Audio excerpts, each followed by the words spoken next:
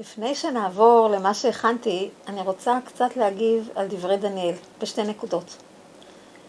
מתחילה דווקא מאזור סוף ההרצאה שלו, ואחר כך משהו לגבי מה שהוא אמר בתחילתה. אבל אולי צריך להזכיר לפני הכל שאהרון ואני נפגשנו כסטודנטית ומרצה. אהרון הגיע לתת הרצאת אורח באוניברסיטת תל אביב, מיד לאחר עלותו ב-1976. מורי ורבי גדעון גולדנברג הזמין אותו. הייתי אז תלמידת מאסטר בבלשנות שמית. החברים שלי לספסל הלימודים ואני הכרנו כבר את השם דולגופולסקי בגלל התרומה שלו מראשית שנות ה-70 למה שהוא טבע כמונח מחדש בבלשנות. הבלשנות השמית חמית או האפרו-אסיאטית. וזאת הייתה הרצאה מכוננת, מה שהוא נתן לנו אז. בבלשנות שמית, כי זה התאים מאוד לישראל. על היגוי הנחציים בדרום ערבית. היא מיד פורסמה אחר כך ב-IOS, Israel Oriental Studies. אחרי ההרצאה אני נפלתי מהכיסא, הייתי בשוק. שוק טוב, אף פעם עוד לא שמעתי דבר כזה. כבר יכולתי להבין כי בכל זאת למדתי לתואר שני. על המשך הרומן אני כבר לא מספרת. ואני חוזרת לדניאל. אז נתחיל מהסוף של דבריו. הוא הספיק בחטף להזכיר שיש 8 מאמרים, ונקב בשמו של אחד מהם, למה שלא נקרא לה חתול חתול. אני כבר מזכירה, חתול, קט, קצת דומה. אז אני רוצה להדגיש שאהרון נתן לנו מתנה משהו עם המאמרים האלה. ועל כך אנחנו כולנו אומרים לו תודה, בלי סוף. 8 מאמרים, כתובים כמו טרזנים קטנים. ממש מותח לקרוא את זה. יש זיכרונות ילדות, איך זה התחיל אצלו, והוא מדביק אותנו בהתלהבות שלו. חבר'ה, רק התלהבות. לשמור על הילד שבך. ואז, אני מוכרחה לציין שהוא עשה את זה לפני 60-70 שנה, במזל, כשאפשר היה בברית המועצות. כאן התורה, בתוך המאמרים. אין הנחות, רק הנגשות נהדרות. מאמר 8 שדניאל ציטט, הוא האחרון, והוא כבר באמת המסכם.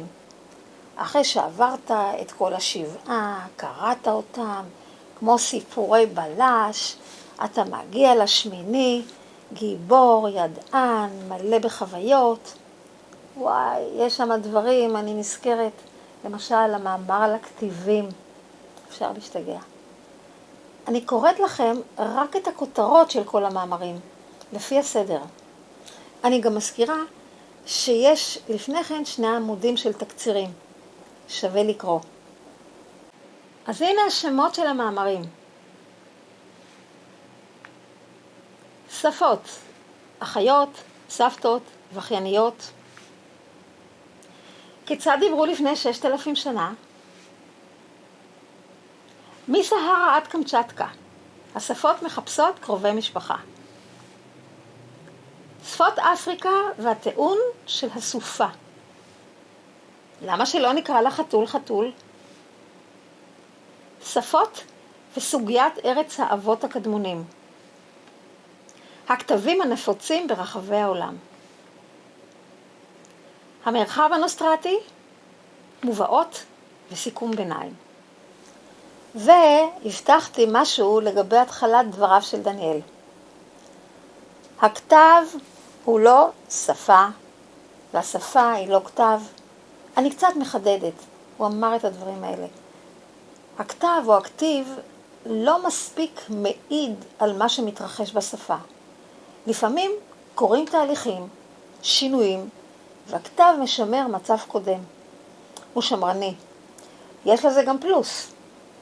מבינים ככה את המוצא האטימולוגי, איך התחיל, אחר כך ההתפתחות, אל המבנים, אל המשקלים. זאת אומרת, יש שם בכתיב מבנה קשיח.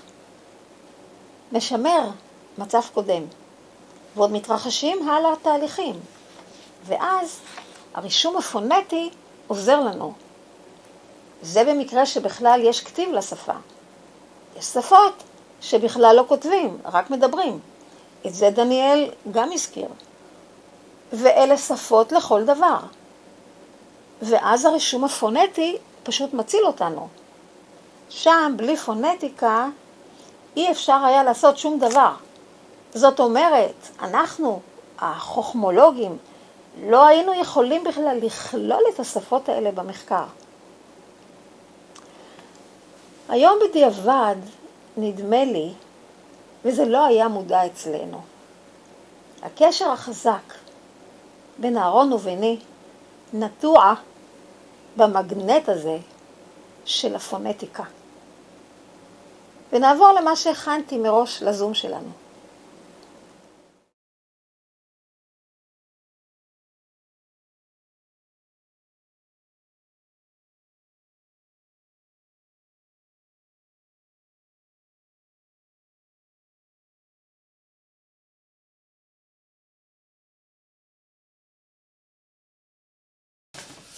The world of linguists mourns for one of its greatest members, Professor Dr. Aharon Dolgopolsky, an outstanding scholar and wonderful humane personality. He remains the symbol of a cultural hero on a universal and historic scale, who, throughout his life, has devoted his talent and unfailing energy to the realization of the linguistic, humane, cultural ideal to a profound degree.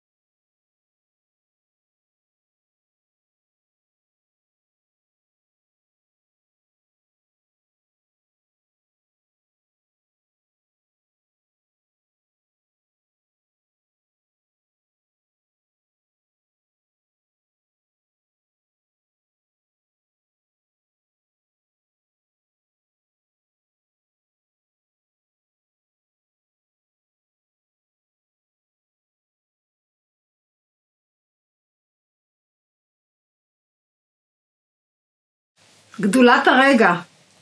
וואלה. אני לובשת את הסוודר של אהרון. שוב אפשר להאמין בגלורי אוף קלצ'ר. פשוט מאוד. מאז מותו של אהרון דולגופולסקי, הוא מאציל מרוחו. אנחנו משיקים מקבץ של מאמריו ברוח פופולרית. במלואם, עד הפרט האחרון, בשלוש שפות. המקור הרוסי, התרגום האנגלי, וגם התרגום לעברית. בשבילנו, החגיגה בארץ היא גדולה במיוחד לדעתי עם התרגום לעברית. לקחתי על עצמי. אהרון לא הספיק, אבל הוא כן רצה, לאורך חייו, שזה יתפרסם בעולם המערבי. תוך כדי שאני עשיתי את הדברים כבר אחרי מותו, אני מזכירה כל מיני אנשים בדרך. אני אומרת להם בעצם תודה, תוך כדי שהם היו בתהליך. ב-2012, אחרי שאהרון נפטר, הגיעה אניה דבו. הגיעה לכאן, ראתה את החדר, הוא היה מלא וגדוש עם כל הספרים, כאילו אהרון נמצא שם. אנחנו חשבנו שהמרכז לחקר הנוסטרטיקה יהיה במוסקבה. התכוננו להעביר לשם, אבל כשתפסנו, שיכול להיות שבסנט פטרסבורג, שם פשוט יתקעו לנו את זה בנמל, במכס. החלטנו לעשות מעשה ולהשאיר את זה כאן. העיקר קודם כל שעשינו סדר בבית, עם 12,000 הפריטים, כדי להוציא את הספרייה הענקית מהבית.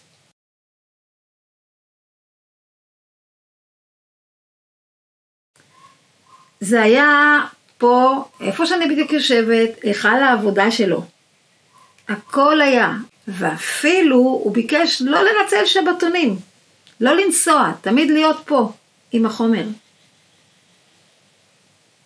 ואז פתחה את זרועותיה הספרייה הרוסית בירושלים, וקלטה לראשונה את האוסף. Сейчас у нас появляется новый отдел, который для нас, это значит, библиотека будет еще на более высоком, можно сказать, университетском уровне.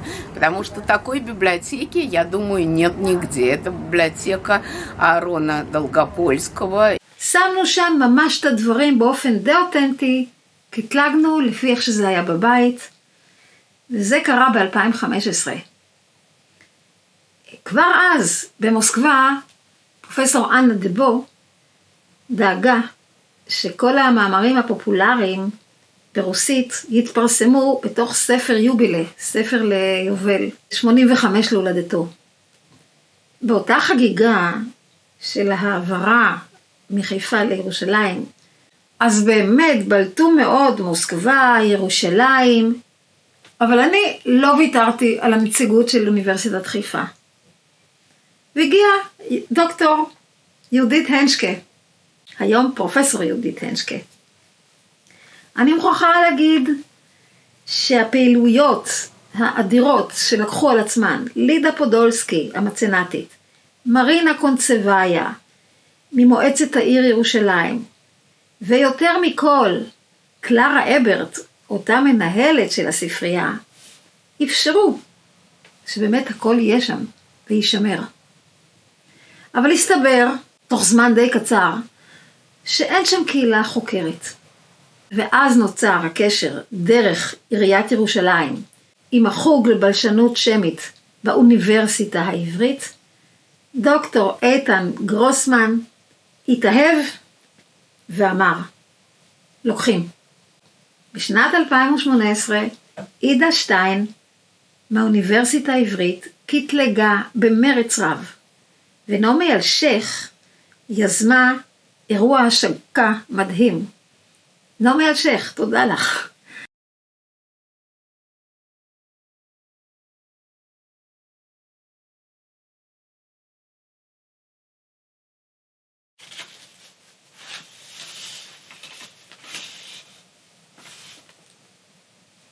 בינתיים, עד 2018, כבר תורגמו כל המאמרים לאנגלית, בפיקוחה של אנה דבו, תלמידה של אהרון, מעריצה ונערצת.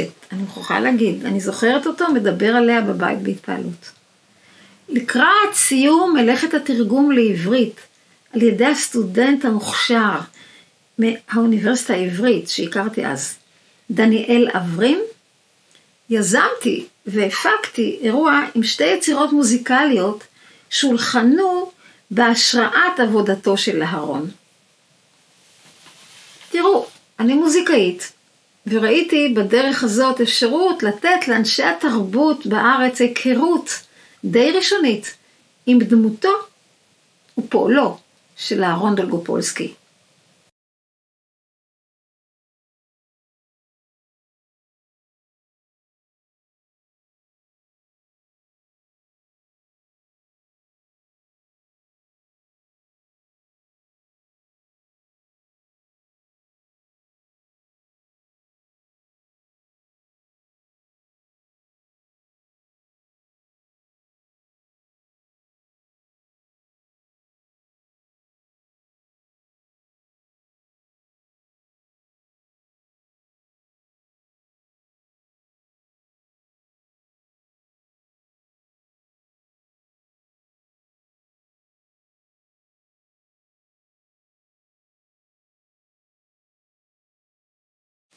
זה היה ביוני 2019.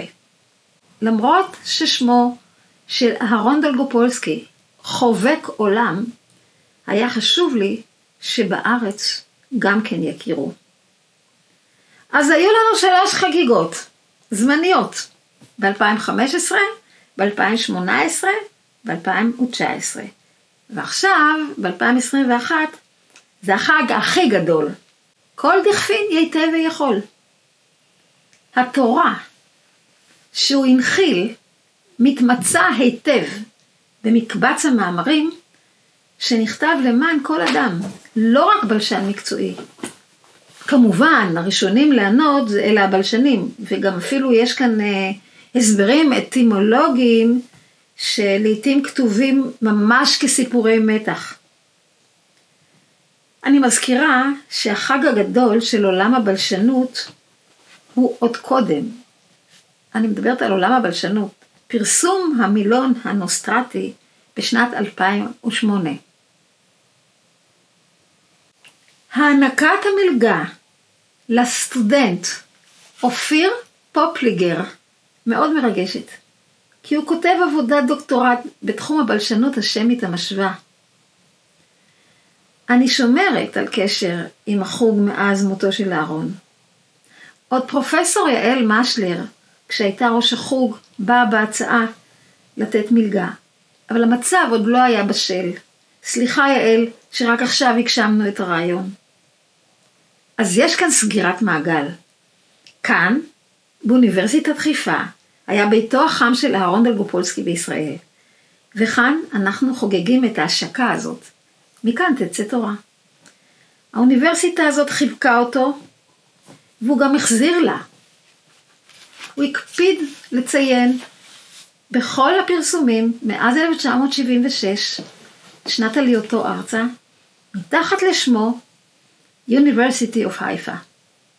הנה לרגע, מתוך דפי העבודה, מה שנקרא teaching documents, שהוא הכין לסטודנטים באוניברסיטת חיפה. הדף הזה, ראשון, קלסיפיקציה של השפות השמיות.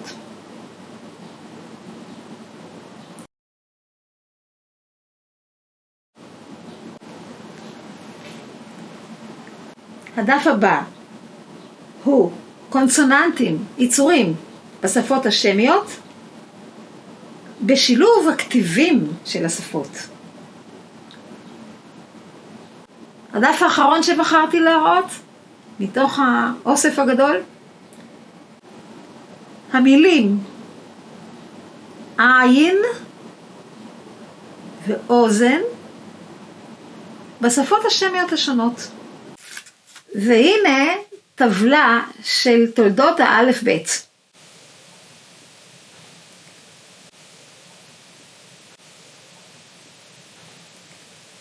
ועכשיו לגאוות החוג באוניברסיטת חיפה. תראו כמה דפים של עבודה באטימולוגיה, עבודה מצטיינת שאהרון שמר במיוחד, של סטודנטית בשם יפה סעיד, משנת 1979.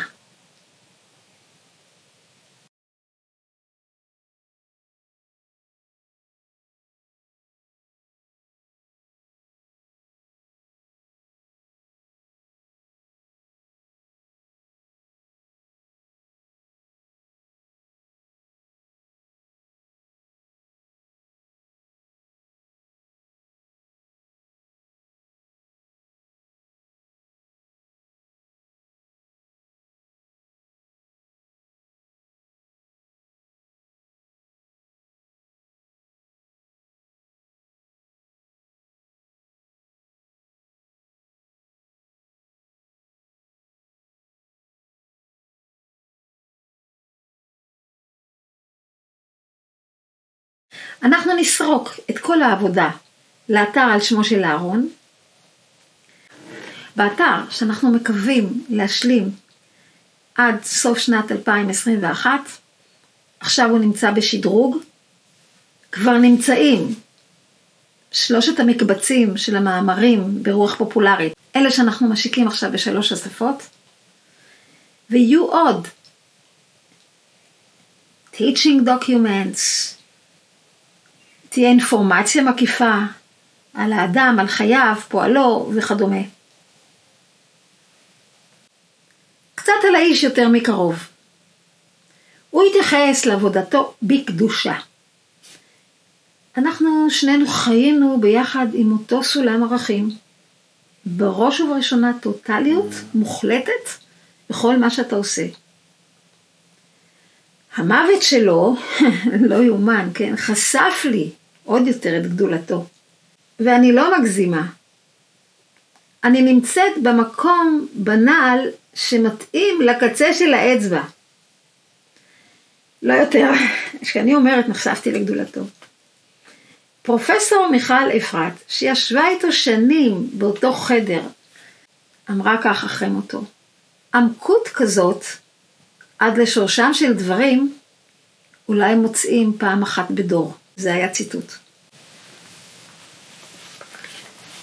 אז אף פעם אני לא אגיע למצב שאני יכולה באמת להיווכח בגדולתו של ההומו ספיאנס הזה. זה בלתי נתפס. אפשר גם לתת לו צל"ש של הבן אדם, המנש. סיפור קטן. את המילון האחרון שיזם, הקרטבלי, המשפחה הזאת מאוד עניינה אותו. הוא לא הספיק לסיים. חסר שם דקדוק. בשבילו מילון חייב לכלול דקדוק. אניה דיבו חיפשה בין המומחים בתחום מישהו שישלים, אבל לא הצליחה. דרך אגב, לפי ההקדמה שלה למילון ההודו אירופי עם שורשים נוסטרטיים, שזאת הייתה העבודה הלפני האחרונה, הוא היה במיטבו. זאת אומרת גם בסוף חייו. הוא לא תקשר עם אף אחד, רק עם העבודה הבלשנית ועם כמה קולגים. בנסיעות שלו למוסקבה מאז 1987, הפרסטרויקה, התחילה, כן? ישבו איתו ממש ימים ולילות. כן, חבר'ה, האסכולה בועטת. שם עוד הוויכוחים הם עד שיוצא עשן. הדיונים הם ממש בלי הפסקה, והתגליות, חלק מהתלמידים כבר לא נמצאים שם, אבל זאת אותה רוח.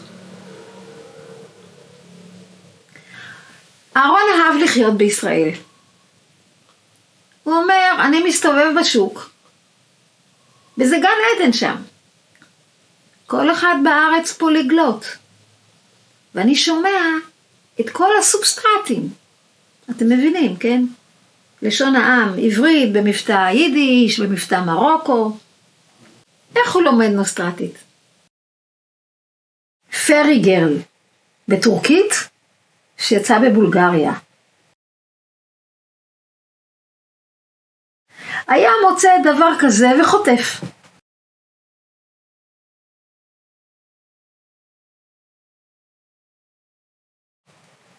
או למשל, ספר בוטניקה מזנזיבר, בסווהילי. קוריוזים מהמטבח שלנו, איך אפשר בלי? הזדמנות אחרונה, נספר, בכזה פורום. יש שיר שאני הלחנתי, שהוא נכתב על ידי משורר לבנוני, שקיה בשקרה. המילים מתחילות ככה: אכבירו אמי נחילה, אנ עפריתן lahu טסה תונרה, רשא מלחן פקעלניה אותה. הכי חשוב, אכבירו אמי נחילה, זאת ההתחלה. ששון סומך, מורי ורבי, תרגם, אמרו לאמא הכחושה. אהרון לקח על עצמו לתרגם לרוסית. הוא שואל אותי, מה זה כחושה? אתם יודעים, פעם היה גבינה כחושה, כן, לא היה אחוזים. אמרתי לו רזה. אז אומר לו, טוב, ברוסית רזה זה או זקנה או חתיכה, תחליטי. אז אמרתי, נו בוודאי זקנה. זה אפרופו כל הבלגן עם התרגומים וחוסר האפשרות לדייק. או כשאתה מדייק, אז זה יוצאים דברים מצחיקים, כל מיני תופעות.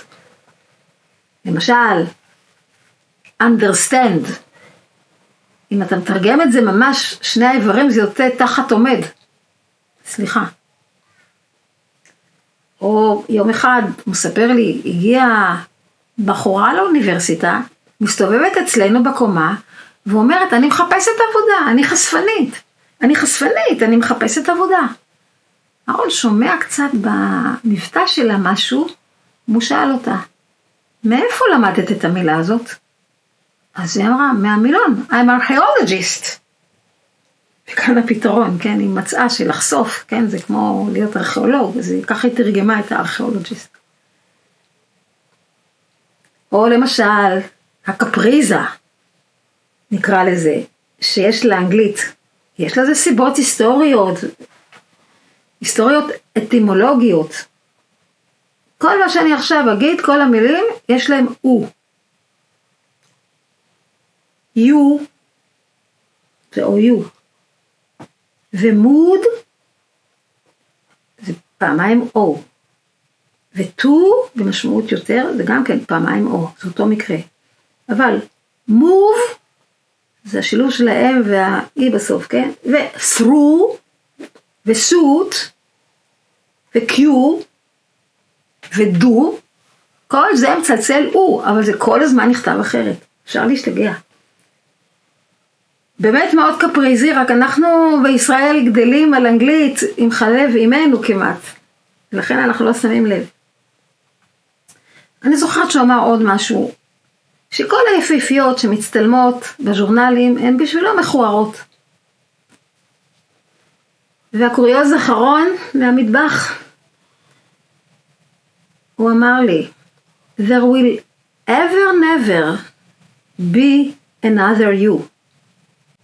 אז אני מחזירה לו עכשיו בריבית דריבית, ויש לי עליונות עליו, בעניין של בדיקת אמינות האמירה הזאת, כשהוא איננו ואני עדיין כאן.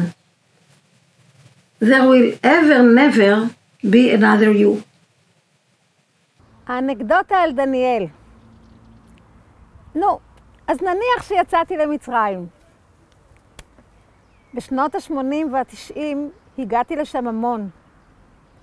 אני מסתובבת שם הרבה, והנה אני רואה ליימסטון עם הקלסתר של דניאל בגובה האריות.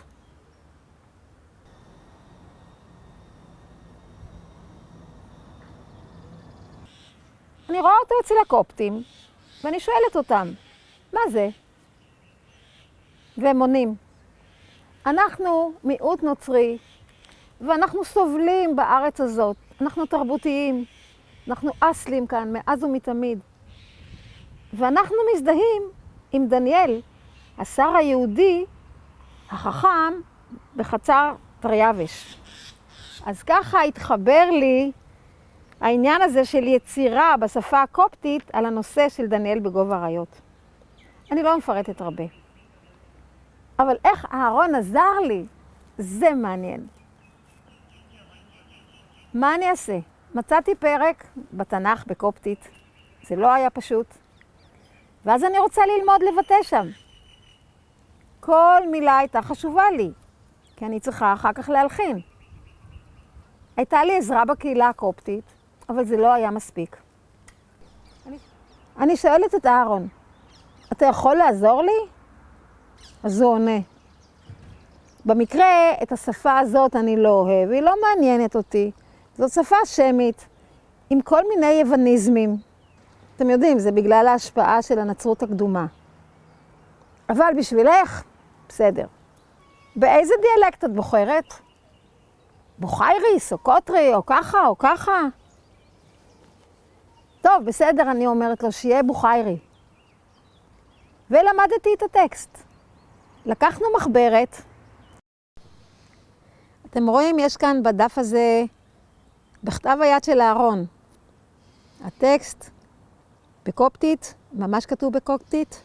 אחר כך יש התעתיק הפונטי, אסרנף אנדריוס, אמסו, אפקו, אתם רואים אותו סדר בדיוק, שורה של קופטית, שורה של הפונטיקה, ואחר כך התרגום.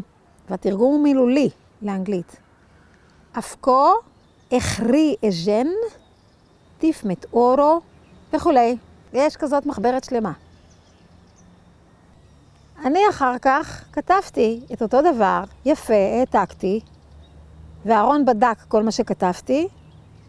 אתם רואים? בדיוק אותו דבר. אסרה נף אנדריוס אמבף אמת'ו, אפקו אחרי אג'ן, טימת אורו, אין שגות, אין סטרה פיס, את'רו שופי, כן? Like Darius, in his deepness, he set over the kingdom, 120, princess, וגם כתבתי את התרגום בעברית. דריווש השליט על ממלכתו, כולה 120 שרים, שליטים. ככה אני יכולתי ללמד את הזמרים, משפט אחרי משפט, שיבינו מה הם שרים. ואז הלחנתי. רואים עכשיו מסודר את ה-A בדיוק, ההתחלה, the story, ואיך שזה בתווים. אסרה נף אנדריוס, אמבף אמת'ו אחרי, ואז נכנס הקול השני של הזמרים, והקול השלישי של המקהלה, טנורים, בריטונים ובסים, אותו דבר בדיוק, מה שאנחנו ראינו בכתיבה של הלימוד של הטקסט שאני למדתי, אחר כך אני הייתי צריכה לכתוב את זה בתווים מדויק, עד שזה עובר אל הזמרים. דף תווים ראשון של הפרטיטורה. איך נראה דף תווים? לא יאומן, כן? מצד אחד זה, ככה הקהל רואה את זה, מצד שני, הזמרים שרים בדיוק את התווים. עכשיו תראו איך יש להם את זה ממש ביצירה, ולפי זה, ככה הם שרים.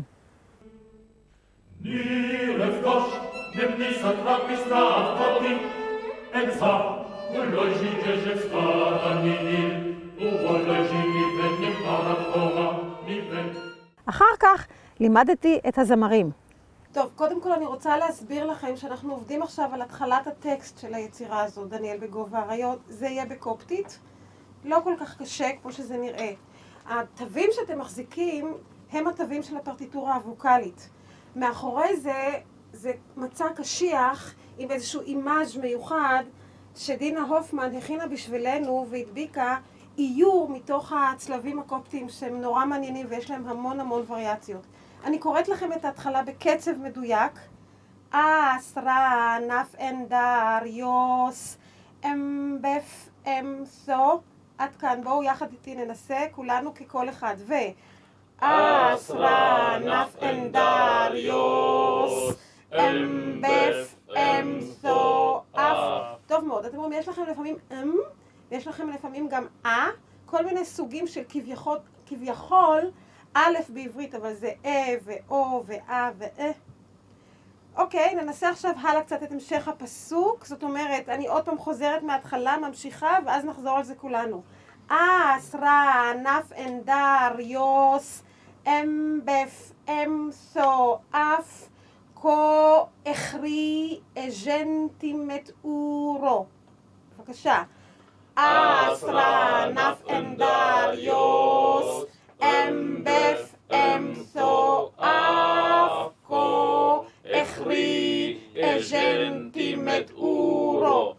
עודד, תסתכל, כשיש לך כאן חלק 16 עם נקודה לפניו, זה צריך להיות מאוד חתוך. לעומת חלקי ה-16 שעוברים ביחד, אבי כאן, שצריכים להיות אפילו קצת יותר חופשיים. ננסה את אותו טקסט עוד פעם כולנו, אסרה נף אנדריוס אמבף אמת'ו אף כה אחרי אג'נטימת אורו. דינה הופמן, הבמאית, הלבישה את מקהלת הגברים הישראלים בגלימות שחורות, כמו הבגדים של הנזירים הקופטים, והם עמדו ככה עם הקרטונים. וזה קורה ב-1996. יצירה שככה רואים אותה וככה שומעים אותה. ההתחלה של הטקסט אתם מכירים. בואו נראה את ההתחלה שלה.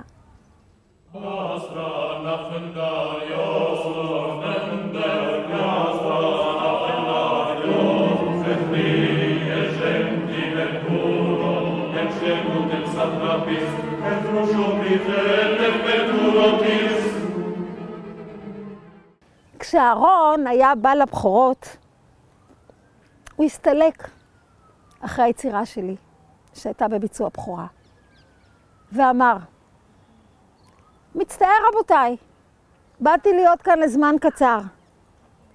כל אחד הבין, אין לי זמן להישאר עד סוף הקונצרט, ואין לי בכלל זמן. החיים קצרים. ארס לונגה ויטה ברביס.